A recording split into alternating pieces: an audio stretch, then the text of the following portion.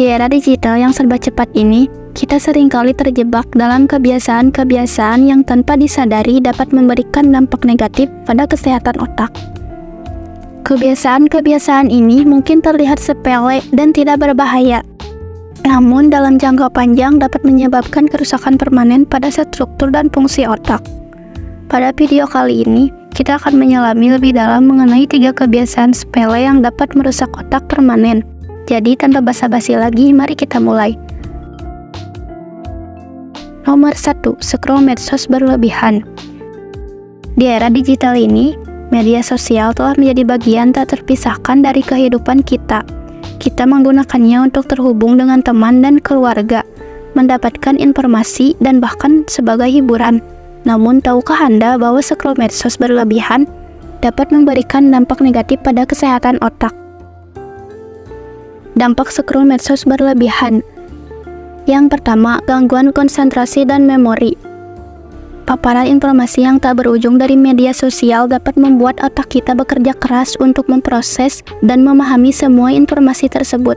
Hal ini dapat menyebabkan kesulitan untuk fokus dan berkonsentrasi pada tugas lain, serta penurunan kemampuan memori.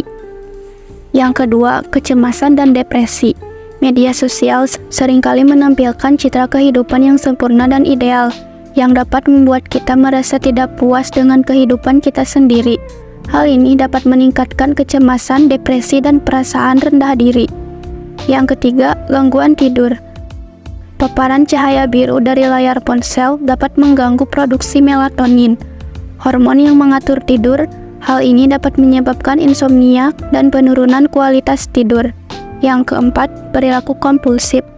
Scroll medsos dapat memicu pelepasan dopamin, neurotransmitter yang terkait dengan rasa senang dan ketagihan.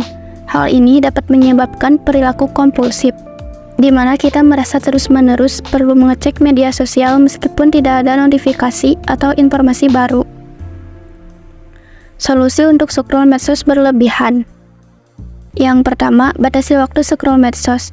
Tetapkan waktu maksimal untuk scroll medsos setiap hari, dan patuhi batasan tersebut. Yang kedua, filter konten. Pilih konten yang positif dan inspiratif, dan hindari konten yang dapat memicu kecemasan, depresi, atau perasaan negatif lainnya. Yang ketiga, lakukan digital detox. Luangkan waktu untuk mendetoksifikasi diri dari media sosial, di mana Anda tidak menggunakan media sosial sama sekali.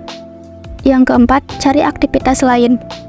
Lakukan aktivitas lain yang lebih bermanfaat dan meningkatkan kesehatan mental, seperti membaca, berolahraga, atau bersosialisasi dengan orang lain.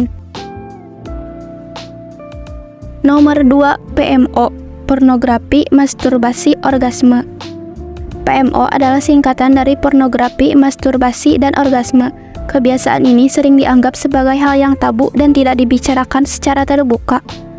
Namun, tahukah Anda bahwa PMO dapat memberikan dampak negatif pada kesehatan otak? Dampak PMO. PMO dapat memicu pelepasan dopamin, neurotransmitter yang terkait dengan rasa senang dan ketagihan. Hal ini dapat menyebabkan kecanduan PMO, di mana individu merasa terus-menerus ingin melakukan PMO meskipun tahu bahwa hal tersebut dapat memberikan dampak negatif. Yang kedua, depresi dan kecemasan. PMO dapat meningkatkan risiko depresi dan kecemasan. Hal ini karena PMO dapat membuat individu merasa malu, bersalah, dan tidak puas dengan kehidupan mereka. Yang ketiga, perubahan persepsi terhadap seks.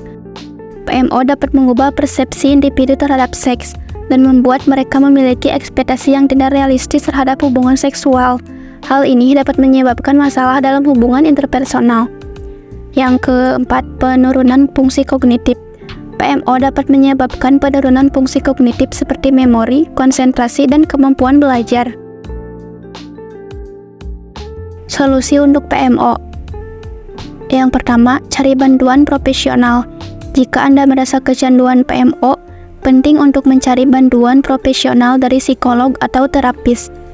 Yang kedua, hindari pemicu.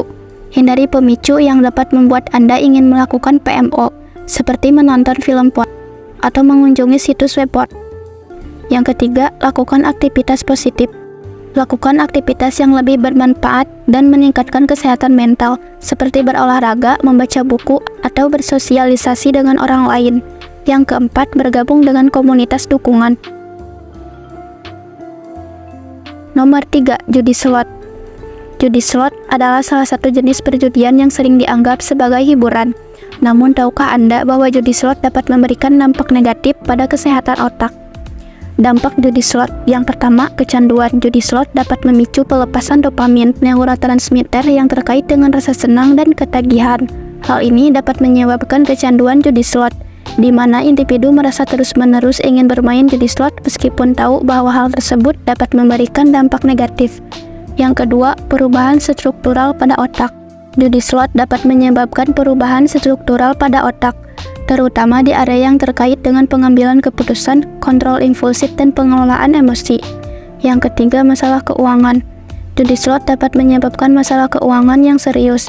Hal ini karena individu yang kecanduan judi slot seringkali menghabiskan seluruh uang mereka untuk bermain judi slot. Yang keempat, stres dan kecemasan. Judi slot dapat meningkatkan stres dan kecemasan. Hal ini karena individu yang kecanduan judi slot seringkali merasa cemas dan khawatir tentang uang mereka dan kemungkinan kehilangan. Solusi untuk judi slot. Yang pertama, hindari judi slot. Cara terbaik untuk menghindari dampak negatif judi slot adalah dengan tidak bermain judi slot sama sekali. Yang kedua, cari bantuan profesional. Jika Anda merasa kecanduan judi slot, penting untuk mencari bantuan profesional dari psikolog atau terapis. Yang ketiga, kelola keuangan dengan baik. Kelola keuangan Anda dengan baik dan batasi pengeluaran untuk bermain judi slot. Yang keempat, cari aktivitas lain. Lakukan aktivitas yang lebih bermanfaat dan meningkatkan kesehatan mental, seperti berolahraga atau bersosialisasi dengan orang lain. Penting untuk diingat bahwa setiap kebiasaan kecil yang kita ambil hari ini dapat berdampak jangka panjang pada kesehatan otak dan kesejahteraan kita. Oleh karena itu, penting untuk kita semua untuk meningkatkan kesadaran tentang kebiasaan-kebiasaan yang dapat merusak otak, membuat pilihan yang tepat dan menghindari kebiasaan-kebiasaan tersebut. Mencari bantuan profesional jika kita merasa kesulitan untuk mengatasi kebiasaan-kebiasaan tersebut. Mari bersama-sama menjaga kesehatan otak dan meningkatkan kualitas hidup kita.